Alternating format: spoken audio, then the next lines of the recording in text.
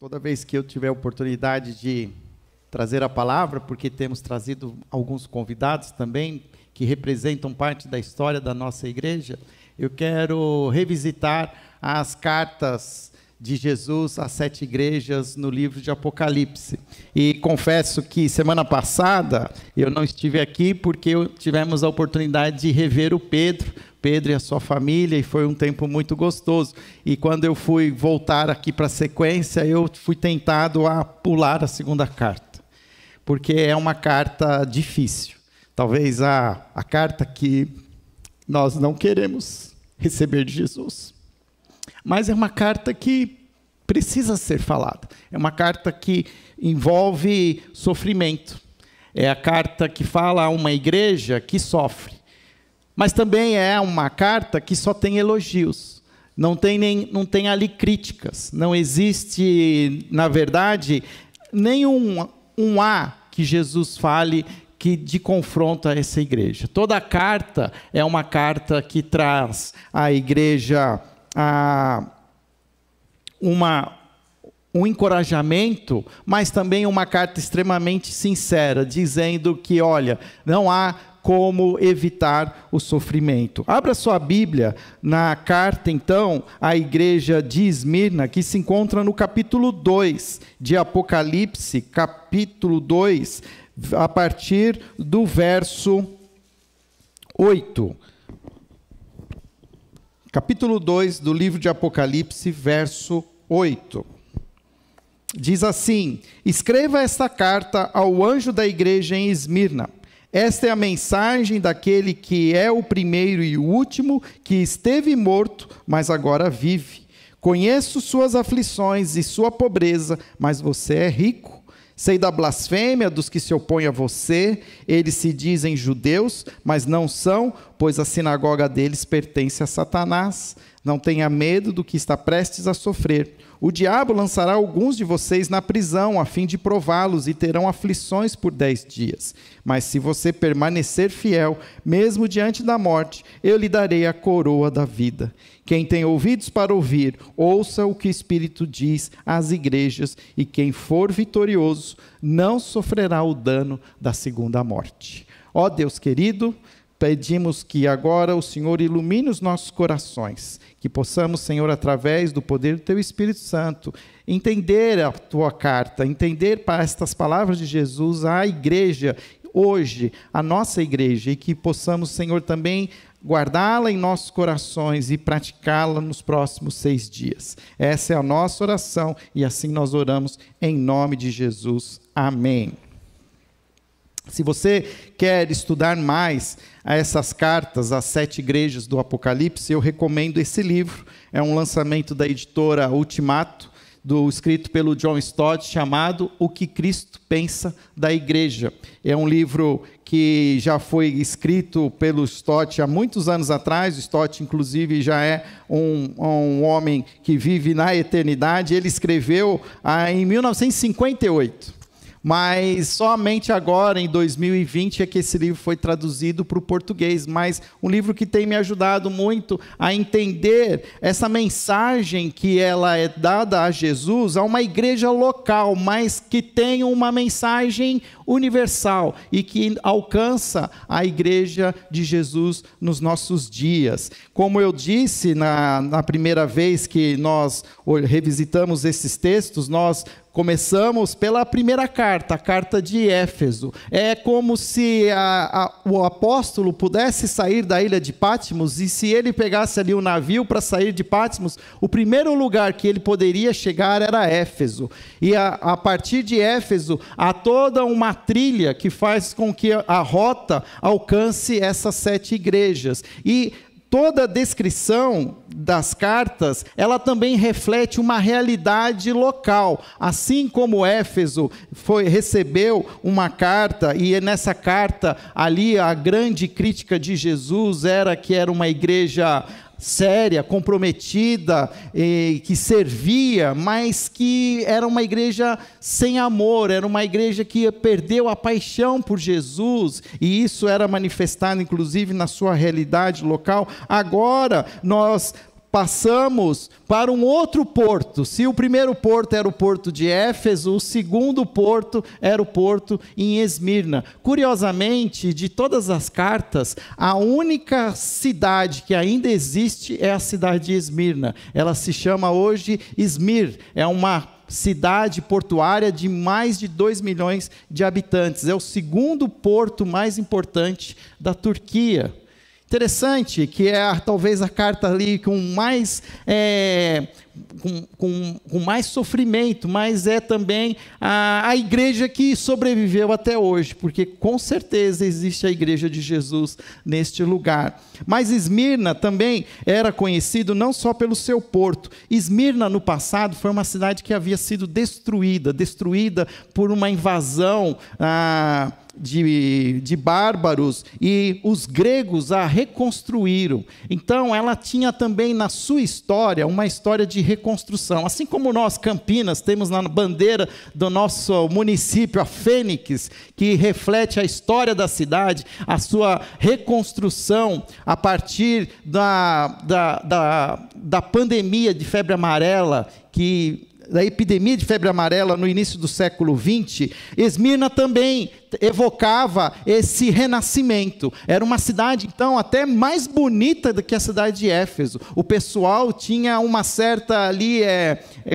competição, qual era a cidade mais bonita. E, de fato, era falado que a cidade de Esmirna era uma cidade, era mais bonita e era conhecida como a Flor da Ásia. Possivelmente porque foi reconstruída e, na sua reconstrução, usaram-se os recursos mais modernos que existiam na época. E Esmirna também possuía uma cultura de ser a número 1. Interessante, porque você começa a ver o texto, Jesus escrevendo, e ele começa o texto se apresentando, como em todas as cartas. E ele fala: esta é a mensagem daquele que é o primeiro e o último. O cidadão de Esmirna, quando ouve uma carta dessa, ele relaciona ao fato que existe na cultura da cidade a ideia de que é a cidade número 1. Mas por que ela é a cidade número 1? Ela não foi construída antes de Éfeso, mas ela foi a primeira cidade a ter um templo dedicado especificamente para a cidade de Roma. Houve um tempo em que a cidade de Roma foi transformada numa entidade espiritual, numa deusa, com a deusa chamada Cidade de Roma. Era a base do Império Romano. Nesta época da carta, o que existia era um império que dominava toda aquela região, e a cidade, esta cidade, mesmo sendo uma cidade ali na Ásia, era uma cidade que evocava a sua religiosidade e cultuava a cidade de Roma. Quando Tibério, que é o atual César desta época, então no poder, decidiu-se por criar um outro templo. Um templo agora não só dedicado à deusa da cidade, mas um templo agora dedicado ao próprio César. Ou seja, César é Deus. César é Deus e ele precisa ser cultuado, e Esmirna foi a primeira cidade de todo o Império Romano a construir um templo dedicado a César. E o que fazia nesse templo? Nesse templo, o culto era prestado, existia uma cerimônia que era a de queimar o incenso em favor de César. Como um culto mesmo de você se prostrar diante da autoridade máxima, e aquele homem, o imperador, se tornava então uma entidade espiritual, uma entidade religiosa, a qual devia todo homem, toda mulher se dobrar. E isso começa a mostrar a realidade dos cristãos. Por que Jesus traz uma mensagem a esta cidade de encorajamento, inclusive dizendo: conheço as suas aflições? Porque quando se constrói um templo ao imperador, exige-se que todos cultuem o imperador. E o que acontece, você vai presumir isso facilmente, que os cristãos decidiram não prestar culto a César. E isso trouxe ali um desconforto aos cristãos, e aqueles cristãos estavam passando por algumas aflições. Por volta de um só dia, foi sabido que 1.200 cristãos da cidade foram lançados à morte em um precipício na cidade, por se negarem a cultuar a César. E 100 anos depois, o pastor da igreja, provavelmente aquele que João deixou no seu lugar, conhecido como Policarpo, em 156 depois de Cristo, o venerável bispo da cidade, fugiu a pedido da congregação. E ele foi localizado em seu esconderijo. E ele não tentou fugir. Em vez disso, ofereceu comida e bebida aos seus capturadores e pediu permissão para se retirar para orar, o que fez por 2 horas. Então, quando viajava para a cidade, o oficial respondeu e incentivou a se retratar. Que mal poderá lhe fazer? Perguntou, em oferecer sacrifícios ao imperador. Policarpo se recusou. Ao chegar, foi empurrado bruscamente para fora da carruagem e levado perante o procônsul da arena, que se dirigiu a ele. Pense na sua idade. Policarpo era um homem de 86 anos. Jure pela fortuna de César. E, mais uma vez, jure, e eu o libertarei. Amaldiçoe Cristo. Ao que Policarpo respondeu, por 86 anos eu o tenho servido, e ele nunca me faltou. Então, como poderei blasfemar contra o meu rei que me salvou? O procônsul persistiu. Jure pela fortuna de César. Eu tenho feras. Se você não mudar de ideia, eu lançarei a elas. Pode chamá-las, respondeu Policarpo. Já que você menospreza as feras, eu farei queimar no fogo, a menos que mude sua atitude. Judeus e gentios, irados, juntaram lenha para a fogueira. Policarpo ficou em pé junto à estaca, pedindo para não ser preso a ela, e orou: Ó Senhor Deus Todo-Poderoso, Pai de todo amado Filho Jesus Cristo, por meio de quem passamos a conhecer-te, eu te bendigo por me teres julgado digno deste dia e desta hora de participar do cálice de Cristo, junto com os teus mártires. O fogo foi aceso, mas à medida que o vento afastava as chamas dele e prolongava seu sofrimento, um soldado, usando uma espada, pôs fim ao seu sofrimento. Essa é uma história que está registrada no livro dos Mártires, John Foxe, um clássico. Policarpo era o pastor da igreja. Provavelmente Policarpo havia lido essa carta em seus dias.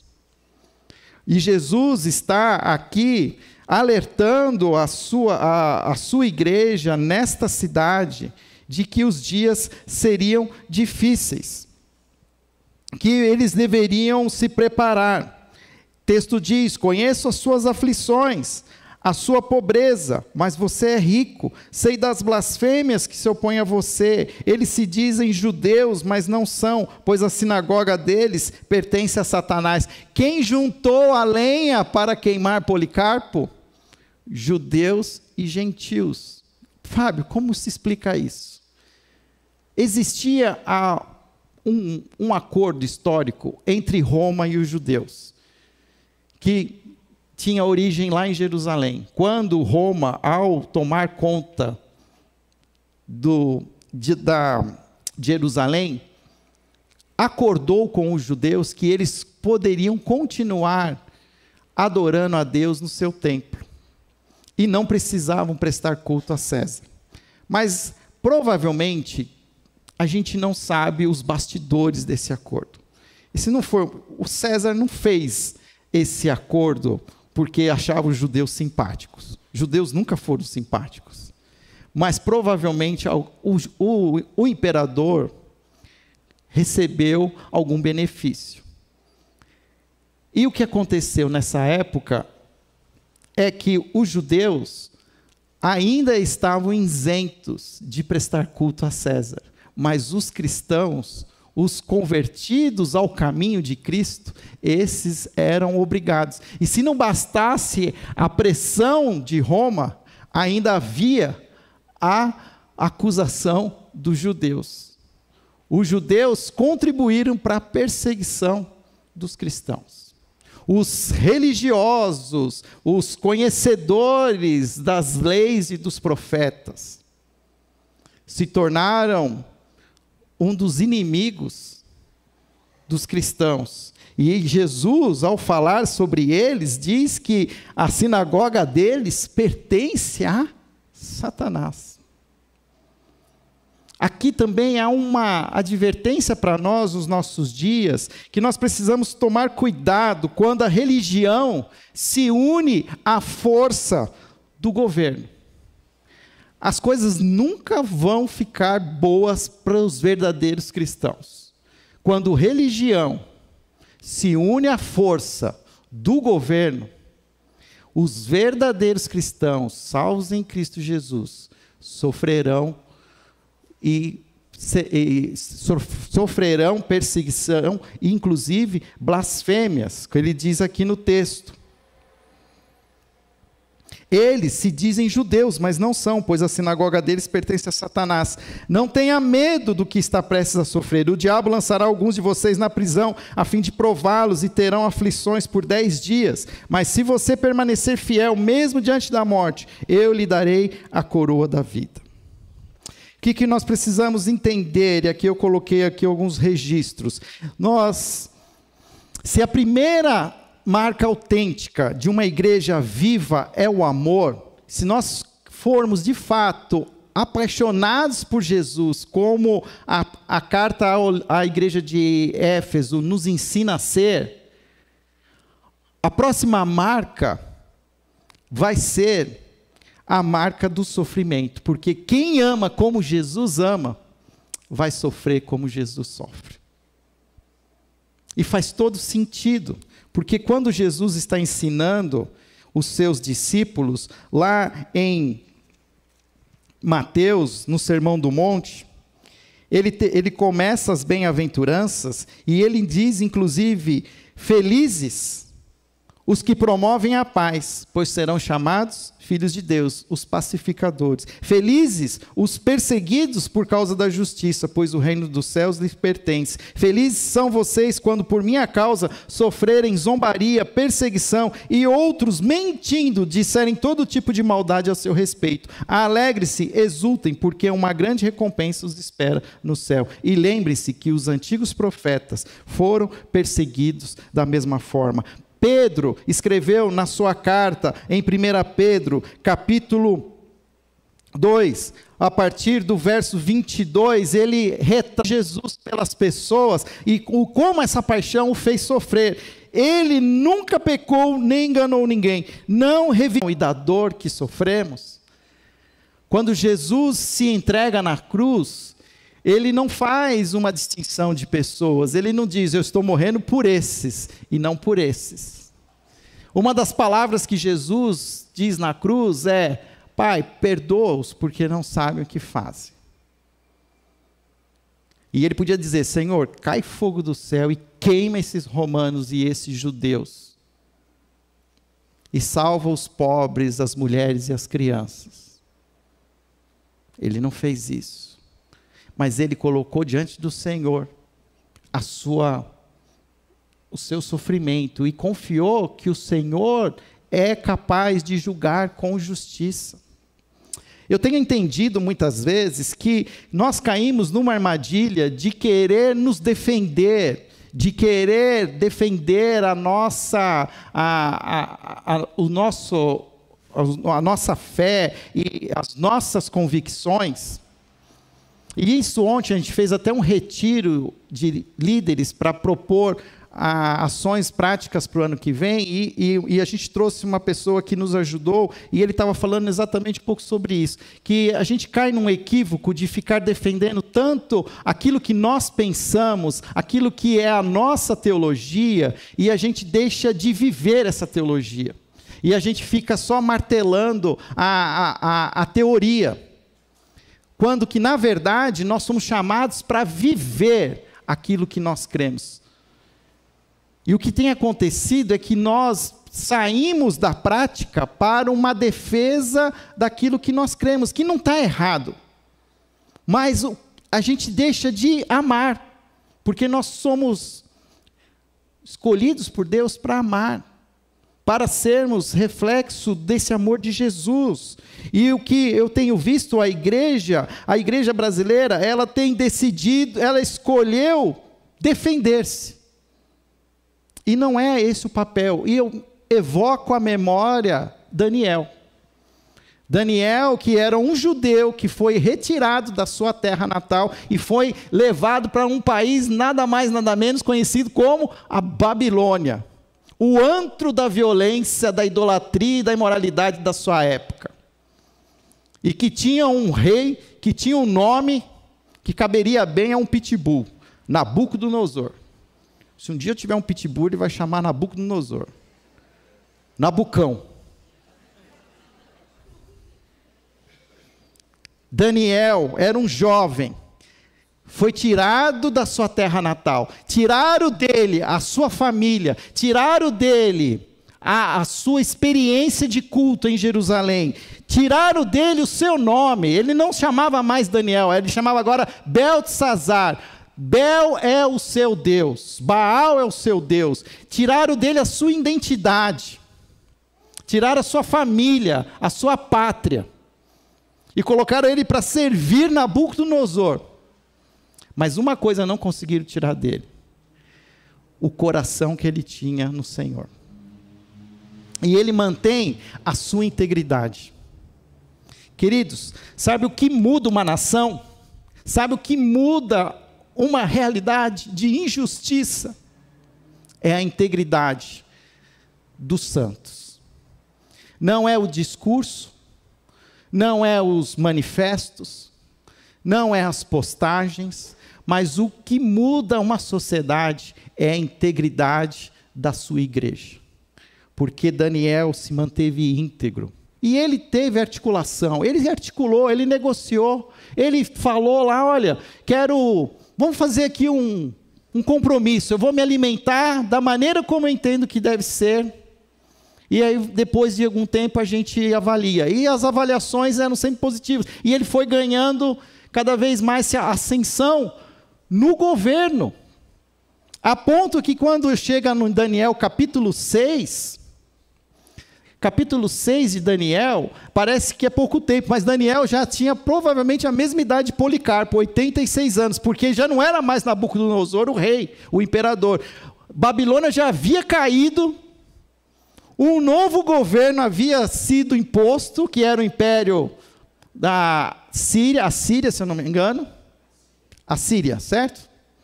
E o imperador era Dario. Mas Dario viu que aquele homem, ele era bom, ele tinha instrumentalidade, ele podia ajudar o governo. E se você ler Daniel capítulo 6, versículo 4, diz que não acharam em Daniel nada que pudesse acusar, porque ele era honesto, não era negligente, e tinha mais uma outra aí, e era responsável. E aí o que aconteceu? Os seus colegas políticos queriam derrubar Daniel, porque Daniel era íntegro, não permitia que a corrupção se instalasse nesse novo império. E é o que eles fizeram? Perseguiram Daniel. Perseguiram Daniel por onde? Pela sua fé. E Daniel, no auge dos seus 86 anos, quando soube da história, o que ele fez? Falou: mas até agora, os caras não desistem, eles continuam querendo me derrubar. Quanto tempo é? 40 dias. 40 dias? Beleza, eu fico 40 dias sem orar. Foi isso que ele fez? Não, diz que na mesma hora que ele soube, ele foi para o seu quarto, na sua janela, com direção a Jerusalém, e ele orou como ele orava 3 vezes ao dia. E aqui também um parênteses: para quando a gente vive na Babilônia, a gente tem que estar colocando no nosso coração, os nossos joelhos no chão e orar ao Senhor 3 vezes ao dia. Não dá para você viver num ambiente babilônico sem se entregar a Cristo mais de uma vez ao dia. E ele fez isso, e ele se entregou. E aí foi motivo para ele ser perseguido e ser jogado na cova dos leões. O rei até se desesperou, porque o rei foi enganado. Mas ele cumpriu, e a lei dos medo-persas não pode ser quebrada. e Daniel passa a noite na cova dos leões. Queridos, ser cristão nos nossos dias, muitas vezes, é passar a noite na cova dos leões. Jesus nunca prometeu aos seus seguidores conforto. Jesus nunca prometeu prosperidade.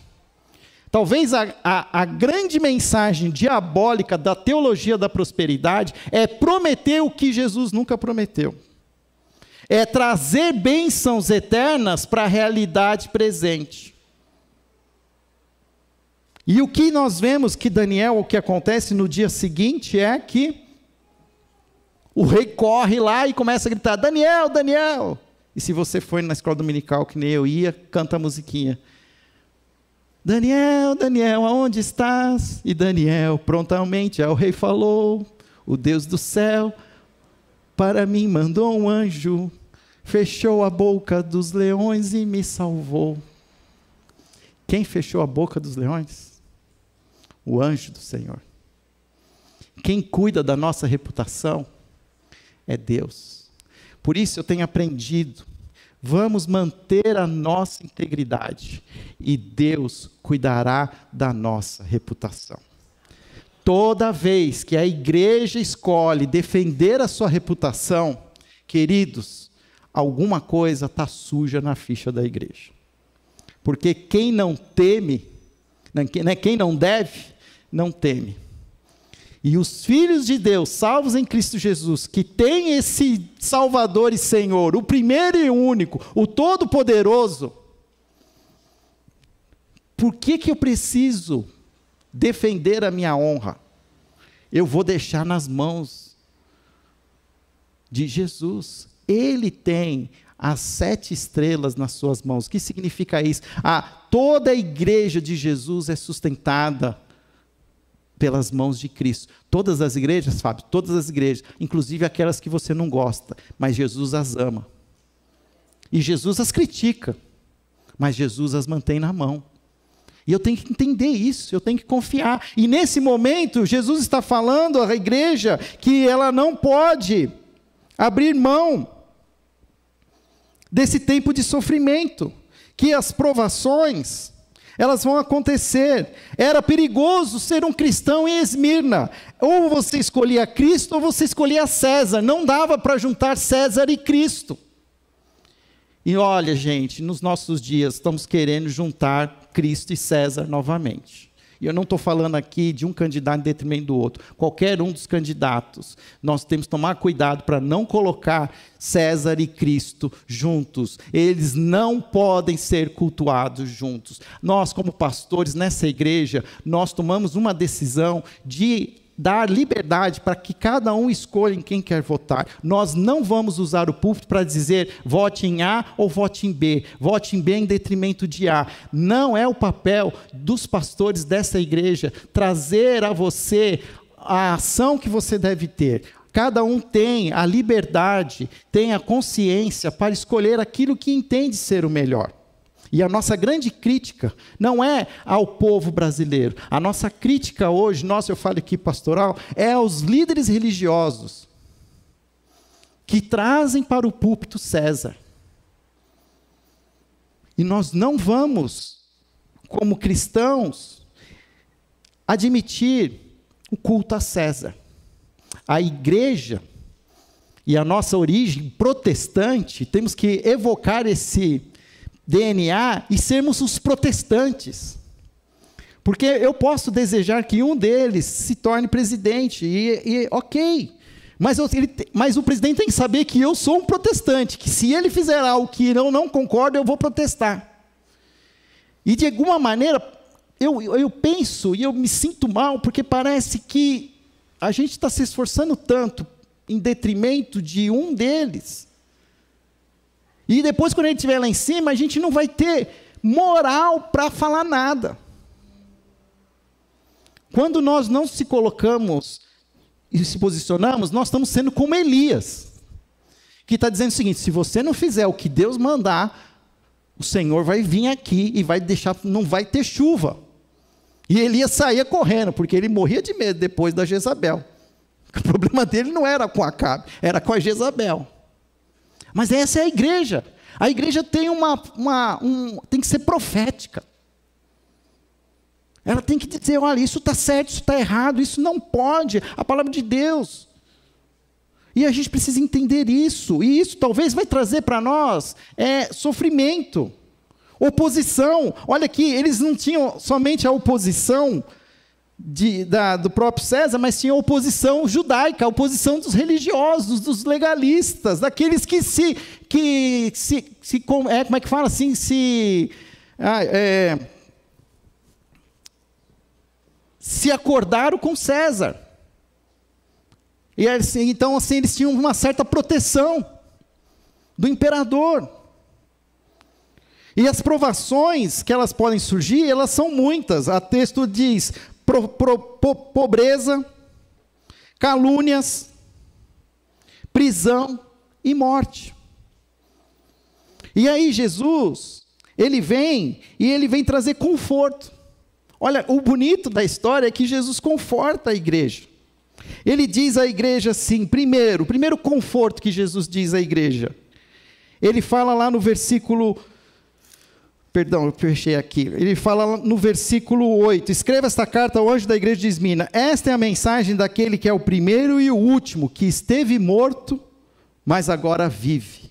O que ele está querendo dizer? Esse é um conforto. Eu sou o eterno. Nada sobrevive para sempre. Nada é para sempre. Isso vai passar, porque isso não é eterno. Eu sou o eterno. Eu estava antes de vocês existirem e eu continuarei sendo depois que vocês não existirem. Hoje existe um império que domina a classe política, mas eu sou maior que isso. Isso passa, mas eu continuo. Eu sou o eterno. E ele fala mais, eu sou o vitorioso. Morri e tornei a viver. Vocês acham que a cidade é eterna? Só porque um dia ela foi destruída e ela foi edificada mais bonita ainda? Não. Porque ainda assim ela é mortal. Eu sou o imortal. Eu sou o vitorioso. Eu fui quem estive morto, mas agora vive. E ele fala mais um conforto, que ele é onisciente, porque ele diz assim, eu conheço as suas aflições, conheço a sua pobreza. Jesus está dizendo para nós, igreja, assim, olha, eu sei o que está acontecendo. Eu não sou um Deus que estou dando as costas, eu não sou um Deus que estou ocupado com outras coisas e eu não estou vendo o que está acontecendo com vocês. Eu não sou um Deus que por um lapso de memória deixei que isso acontecesse e isso perdeu o controle. Eu conheço as suas aflições. A sua indignação o Senhor conhece. A sua raiva o Senhor conhece. A sua ira, a sua cólera, todos os seus sentimentos, o seu descontentamento, seja ele justo ou injusto, o Senhor conhece. Ele está te vendo. Ele está te acompanhando, Ele está caminhando com você, e Ele entende a nossa realidade. Ele diz, conheço as suas aflições e a sua pobreza, eu conheço inclusive a sua situação financeira, mas eu quero dizer para você, que aos meus olhos, você é rico. Porque aqui tem um contexto de que os comentaristas, eles entendem que ser cristão numa cidade como Esmirna, não dava para ter lucro. Porque qualquer negócio que você fizesse envolvia caixa 2, envolvia pagar, né, pagar para o outro, para ter benefício, e talvez você não tinha o selo do imperador, que de repente você não... E era mais difícil ser cristão, até economicamente, para você... E eu vejo hoje muitos homens e mulheres de negócio que falam assim, que se for fazer tudo que a Bíblia fala para fazer, não dá para enricar. Mas Jesus está dizendo que, eu conheço a pobreza, e eu sei que é difícil mesmo. Ser um verdadeiro cristão, obedecer todas as regras, pagar todos os impostos, não transgredir nenhum, olha lá, a integridade, gente, a integridade. E a gente negocia a integridade, depois sai correndo atrás né, da reputação. Mas ele fala assim, a riqueza, vocês são ricos. Vocês são mais ricos do que vocês imaginam. Porque eu sou o Deus de vocês. Sei da blasfêmia dos que se opõem a vocês. Eles se dizem judeus, mas não são. E ele diz que ele está no controle. Não tenha medo do que está prestes a sofrer. O diabo lançará alguns de vocês na prisão para prová-los e terão aflições por 10 dias. 10 dias é um símbolo de um tempo que começa no 1 e termina no 10. Ou seja, tem tempo para começar e tem tempo para acabar. O que Jesus está dizendo é o seguinte: eu tenho o controle. E o sofrimento não vai ser para sempre. Você tem que aguardar, tem que esperar, tem paciência, que eu vou mandar parar. Mas até que eu não mando parar, você tem que entender que eu estou olhando. Eu estou observando. Terão aflição por 10 dias. Se você permanecer fiel, mesmo diante da morte, eu lhe darei a vida, a coroa da vida. Tem um propósito. O conforto que Deus nos dá é que Ele está nos dizendo, o diabo está perseguindo vocês para os destruir. Mas eu estou permitindo que a perseguição aconteça para aperfeiçoar vocês. Eu quero que vocês se tornem homens e mulheres melhores. E é fato, gente. Qualquer situação que envolve sofrimento acaba de alguma maneira nos tornando pessoas melhores. Desde quando nós somos crianças, que tem que acordar cedo para ir para a escola e fazer prova, já começa a entender que a vida é difícil. E para você melhorar aí, precisa de disciplinas. E as disciplinas, às vezes, elas são doloridas. E a perseguição se torna uma disciplina. Que o diabo vem para a destruição e o Senhor transforma aquilo que seria de destruição em aperfeiçoamento. É difícil isso, né? É bom falar isso aqui agora, mas nos próximos 6 dias, a gente vai falar, Senhor, né, tira de mim esse cálice. Porque é natural, é a nossa natureza. A natureza humana, ela procura o conforto, ela procura o alívio. Por que cada vez mais existe tanta gente dopada nesse mundo?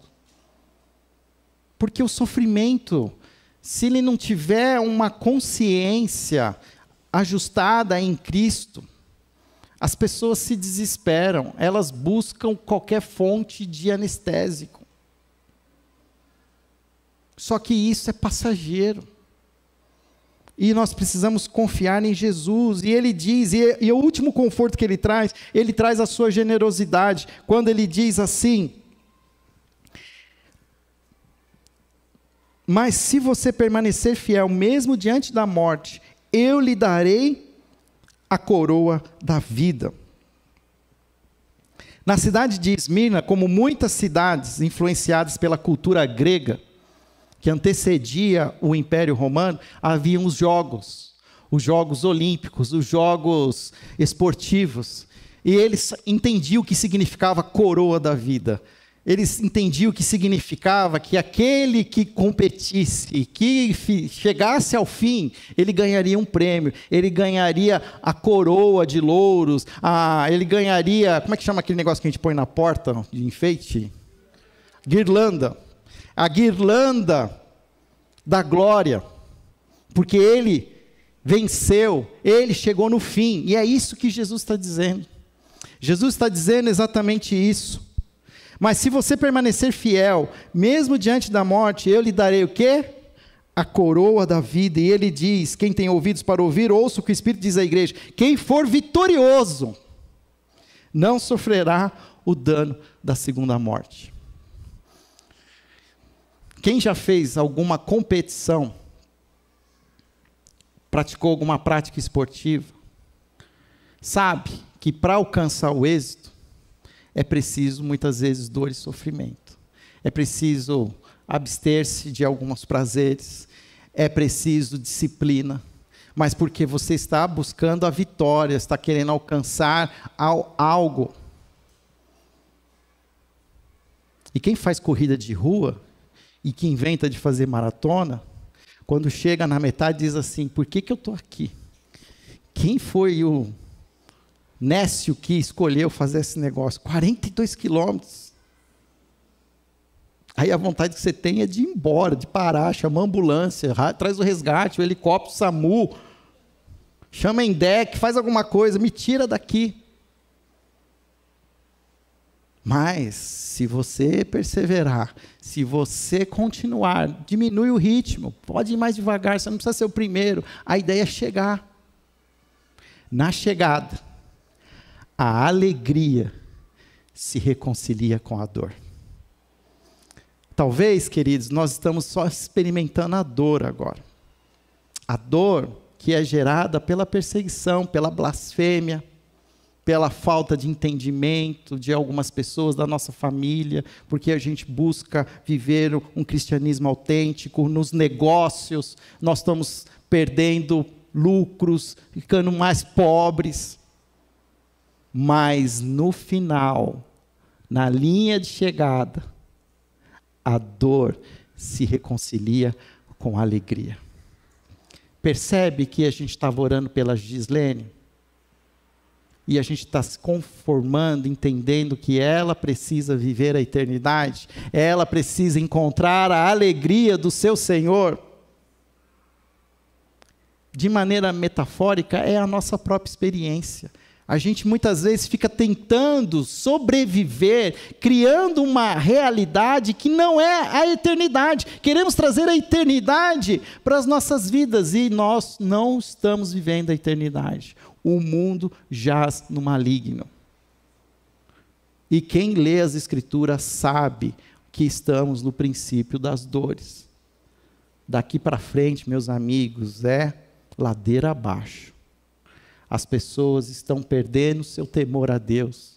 As pessoas estão ousando transgredir limites naturais nunca antes transgredidos. Questionamentos de axiomas, de verdades hoje são confrontadas como se fossem coisas que só existiam agora, que nunca moldaram e sustentaram a nossa realidade. Mas é a realidade que nós estamos vendo. Está sendo desconstruída. Nós já vivemos um colapso. A sociedade, principalmente a sociedade... como é que eu falo?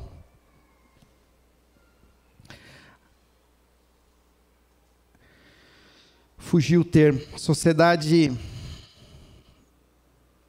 A civilização ocidental, a sociedade ocidental, ela está em colapso.